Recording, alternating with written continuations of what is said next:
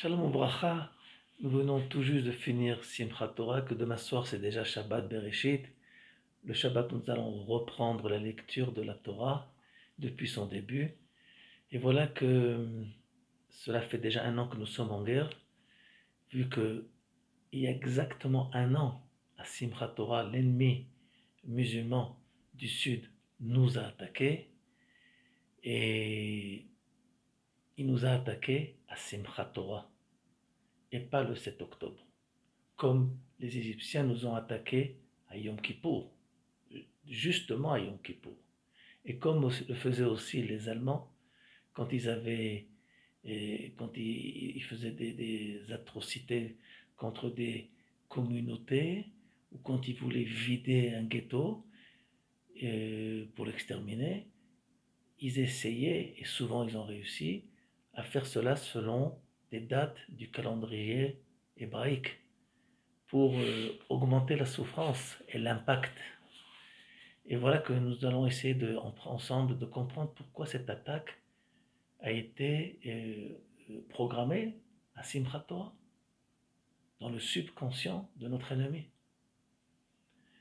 Voilà que ce Simchat Torah, j'ai eu le mérite de lire un écrit du Rav Goren, qui était le premier grand rabbin des armées d'Israël, à propos de notre paracha, Vezot HaBeracha. Et là-bas, il donne une explication sur la paracha qui explique de façon assez surprenante ce qui s'est passé à Simchat Torah il y a un an.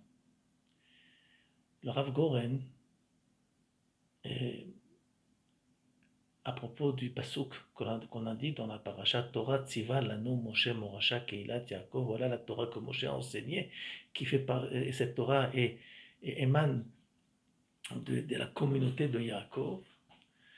Le Rav Goren nous fait prendre conscience que il y a uniquement deux mots dans la Torah qui ont le titre de Morasha, la Torah et Eretz Israël.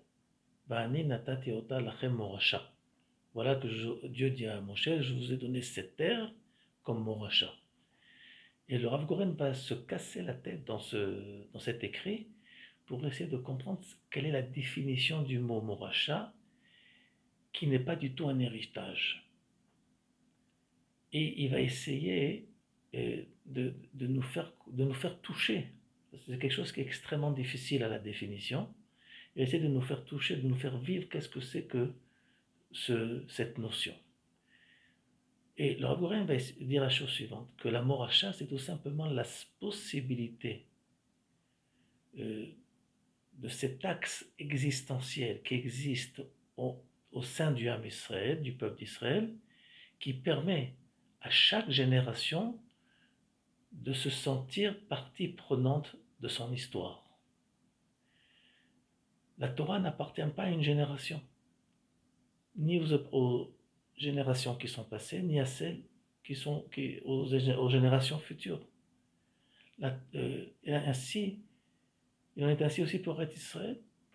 Eretz Israël n'appartient pas à une génération en aucune façon.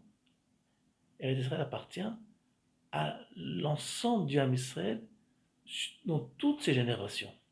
Donc, puisque c'est une appartenance à toutes les générations, et qu'on ne peut pas désigner une génération à qui cette Torah ou cette terre appartient plus qu'à une autre, donc il ne peut pas avoir d'héritage. La chose ne se passe pas en héritage, puisqu'elle est vécue par toutes les générations dans un présent historique.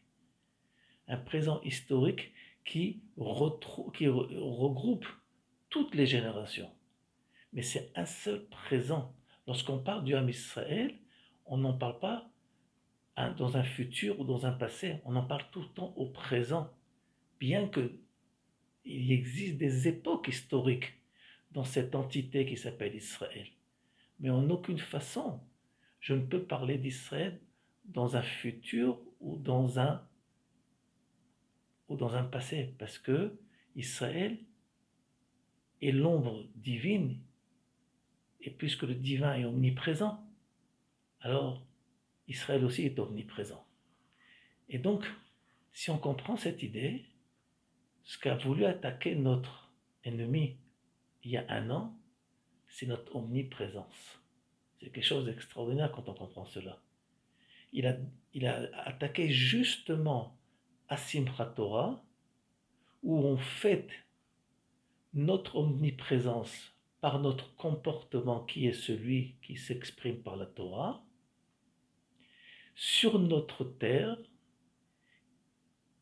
dont la géographie permet d'exprimer et de dévoiler au monde entier l'omniprésence nationale d'Israël. Et c'est ça qu'il a voulu attaquer. Et quand est-ce que tout cela s'est passé? Lorsque, après une époque où au sein de la société israélienne, il y avait une discussion très douloureuse, à savoir qu'est-ce que la tradition juive, qu'est-ce que la Torah, la Moracha. Et alors que nous avons aussi un conflit avec un ennemi quant aux frontières de notre terre, Eretz Israël, qui s'appelle aussi Moracha.